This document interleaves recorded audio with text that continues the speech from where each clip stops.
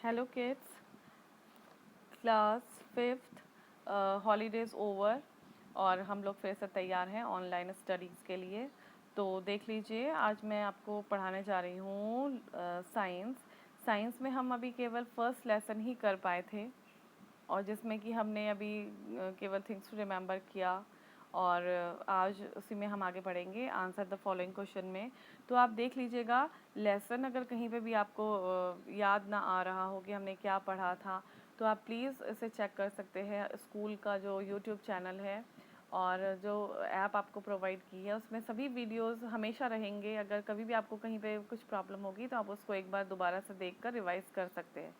तो अभी आज आगे बढ़ेंगे हम लोग इसमें क्वेश्चन आंसर में। और एक और चीज़ मैं पहले आपको बता दूं कि जो भी अब आपको काम करवाया जाएगा वो सभी टीचर्स जो है वो नोट्स बना रही हैं आपके लिए बहुत मेहनत से, और उसी की ही फ़ोटो हम आपको भेज रहे हैं।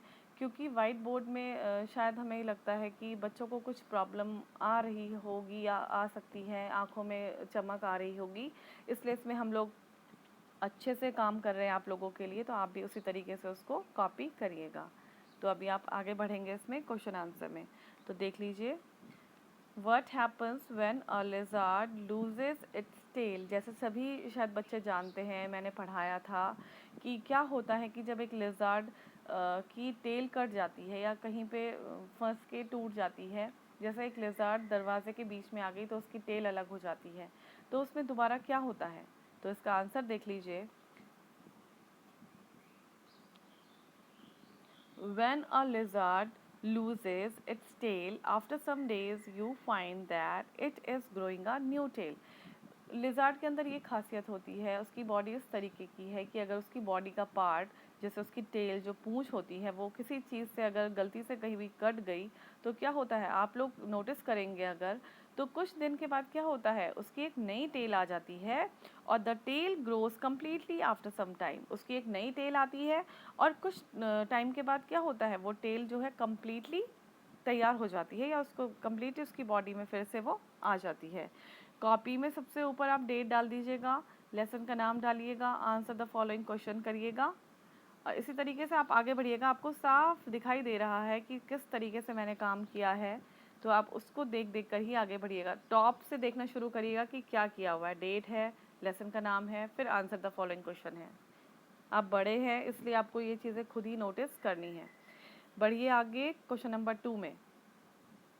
What happens when a gardener cuts the branches of a rose plant? Gardener मतलब माली। क्या होता है जब माली जो है किसी रोज प्लांट की ब्रांचेस काटता है, टहनियों को काटता है? तो देख लीजिए answer. When a gardener cuts the branches of a rose plant, the new branches grow of their own. तो जब एक रोज प्लांट की ब्रांचेस काटता है माली, तो क्या होता है, नई जो ब्रांचेस होती हैं वो खुद ही से क्या हो जाती हैं, आने लग जाती हैं। वो काटता है और नई ब्रांचेस आनी शुरू हो जाती हैं। आगे बढ़िए, नेक्स्ट क्वेश्चन, क्वेश्चन नंबर 3। जब भी बच्चे पढ़ने के लिए बैठते हैं तो हमेशा अपने साथ अपनी कॉपी और अपनी बुक्स को लेकर तैयार रखिए। और उसके बाद आप देख लीजिए कि जैसे आप बैग तैयार रखते हैं अपना, आपको टाइम टेबल सेंड कर दिया है, तो आप उसी तरीके से अपना बैग अपने पास रखिए और उसमें देख लीजिए कि आपको कौन सा वीडियो आ रखा है। तो आप उस तरीके से अपने बैग से, आप ये समझ लीजिए जैसे आप क्लास में बैठते हैं उसी तरीके से अपने बैग को तैयार रख के अपने साथ बैठिए और अपनी कॉपी बुक अपने पास रखिए और जिस तरीके से आपको काम दिया जा रहा है उसी तरीके से उसको करिए, वो आपका क्लास वर्क है। आगे बढ़ते हैं question number 3। What is stimulus? Stimulus क्या होता है? तो देख लीजिए आंसर, देखिए, something which creates a response in a living thing is called a stimulus.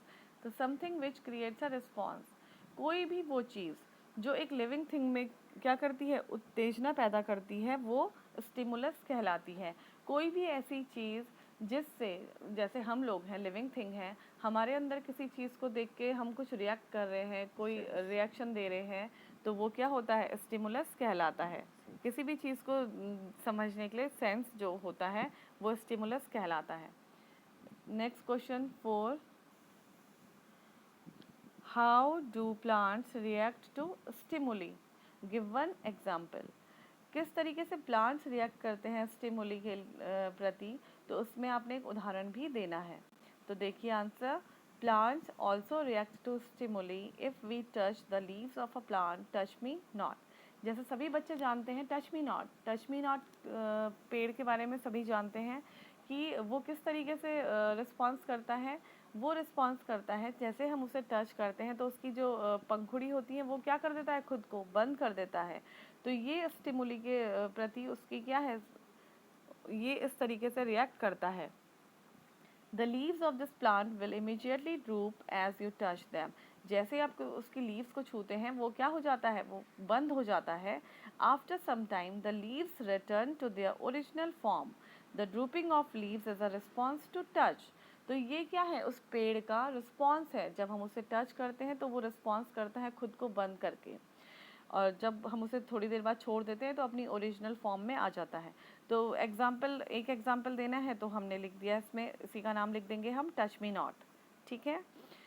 Next question, fifth, name any 4 kinds of stimuli. अब हमने ऐसी 4 चीज़ों के नाम लिखने हैं जिसके प्रति जो है लिविंग थिंग्स जो हैं क्या करते हैं, प्रतिक्रिया करते हैं या सेंस होता है जिनका हमें। तो देख लीजिए, पहला है हीट। अगर हमारे हाथ में कोई गरम गरम चीज़ लग जाती है तो हम क्या करते हैं, हाथ को पीछे खींच लेते हैं। लाइट, लाइट मतलब रोशनी। क्या हम दिन के दोपहर के उजाले में सूरज की किरणों को देख सकते हैं? नहीं। हम क्या कर देते हैं, हम आंखें बंद कर देते हैं।